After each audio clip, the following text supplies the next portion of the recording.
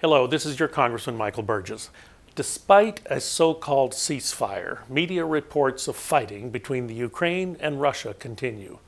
Last week, the Ukrainian President Petro Poroshenko gave an update on the conflict and requested more economic and military aid from NATO and the United States to fight the Russian army on his eastern front. The Obama administration has refused to give any kind of military aid to the Ukraine. The Ukrainian people need proper supplies to stand up against the Russian army. That's why earlier this summer I introduced legislation that would supply the Ukrainian army with equipment to aid them in their struggle against the Russians.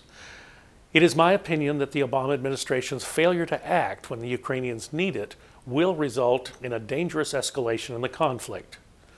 I have a vested interest in a strong Ukraine. Over Memorial Day weekend, I traveled to their country and I was a monitor for their elections. The people I met were peaceful and committed to the democratic process. I continue to believe that a strong and independent Ukraine is in the best interest of the United States.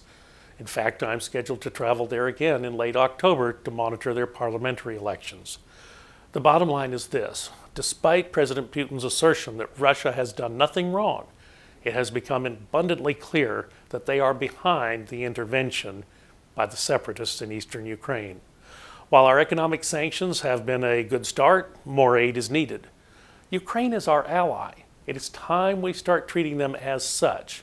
And as President Poroshenko said, there are moments in history when freedom is more than just a political concept. This is one of those moments. As always, I welcome your questions and your comments on this issue. Thank you for taking the time to listen. May God bless you and your family, and as always, may God bless Texas.